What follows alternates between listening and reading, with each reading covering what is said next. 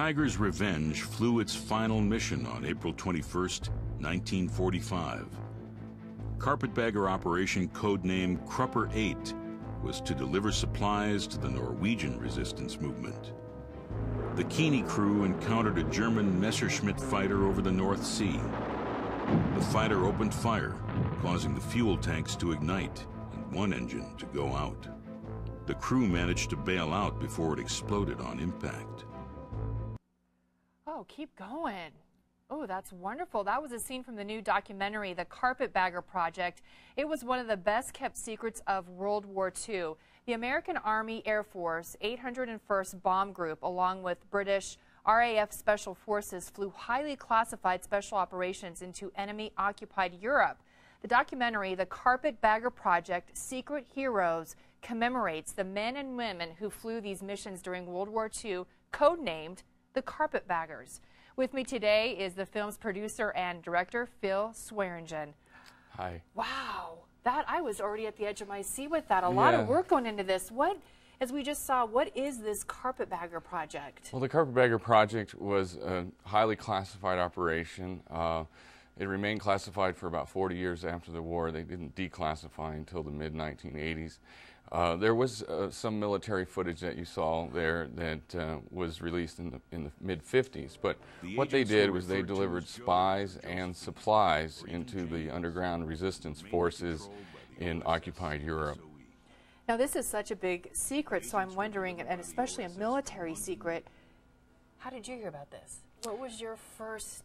Well, actually, my wife's grandfather, James Jackson, was a pilot of the B-24 Liberator, and he trained in Topeka Army Airfield with the Jackson crew, and their crew was actually training as an anti-submarine bomb crew, where they would patrol the coast and bomb German U-boats. But when they got transferred to England, they were surprised to learn they wouldn't be dropping any bombs at all. They would be delivering secret agents and military supplies into the French, mainly the French resistance forces, but they supplied all of occupied Europe.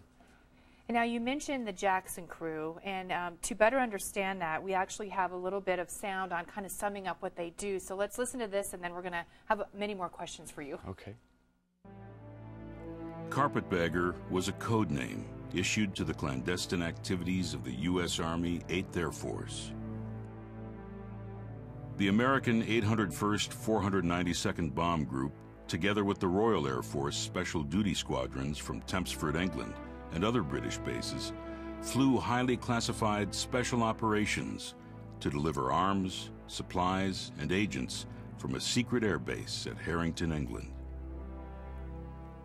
You know, Phil, I'm looking at this, and this is some great film footage, and I can imagine this must have been really hard to search and then find. What was that process like, and how did you get this? Well, it all started with a scrapbook that my wife's grandfather had kept. He had a small collection of photographs from the time when he was in Harrington, England during this operation. That kind of spawned my interest in this, and it was somewhat difficult to find, but I did locate the 801st and 492nd Bomb Group Association, which is exists today, is the World War II veterans of this project. And inside that association was the actual photographer. He's pushing 90 now, and he lives very close to me, coincidentally. He had over 3,000 images that I could go through and select that I've used in the film. There he is Red Monahan. He was the military photographer again for the operation, not just the only one, there were several. And there was also some military film footage of the operation that was released in the mid-50s. It was more of a training film that they used to show what they did, but it didn't get into specifics again because it was such a classified operation. But it was just a wonderful project for me to go through. The images are just incredible, and they're all actual photographs of the Carpetbagger operation. Yeah, you can tell. And then you've been pretty much adopted by these veterans, becoming their best buddy. Yeah. And you just recently had something special going on last week. Yes, I just returned from Salt Lake City, where they have their reunion. They travel to different cities across the country, but this year it was in Salt Lake City. We went up to Olympic Park there, and also to Kearns Army Airfield, where some of them trained before they went overseas. And the American Legion came out. They had a military band there to honor these gentlemen and these veterans. And it was just a wonderful experience. They also got to see the film for the first time, and they were just thrilled to see that. What did they say? Did it bring back so many memories? Oh, sure. I imagine, and emotions. Yes, it was a very moving and emotional time for everybody. They saw themselves, some of them saw themselves in some of the footage and the photographs, and they were just so excited to see it. People must be so grateful to you for this, especially the veterans, and that you're taking the time and you have the interest in this. Well, it's all about them, and it's their story, and they were sworn to secrecy. They were not allowed to talk about this really for 40 years after the war. So there's not a lot of history or documentation of the project in any of the World War II history books that you might find now. So I felt it was important to tell their story and get it out there for the public to know about. And then I'm thinking, with all the different events going on and during that time, why this specific title? All the different things that you could kind of pick, just...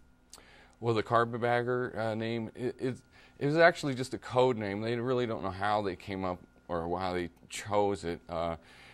You know, they just pick a code name.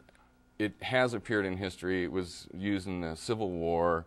Originally, when Northerners during the Reconstruction would come down, they had literally had carpet bags full of wares that they would try to sell and things like that. It's kind of a derogatory term. But in modern times, it's used to describe a politician who's campaigning outside of his jurisdiction to try to raise money where he's not supposed to. So I think it ties in to where they were coming from the north and bringing in supplies to the underground resistance.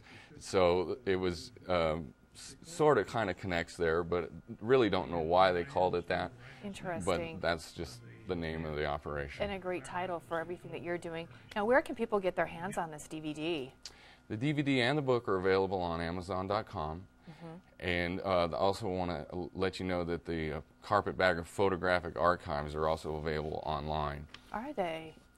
So people can go there? And yes, through the 801st and 492nd Bomb Groups Association. Their historian has posted, you know, thousands of pictures of this operation.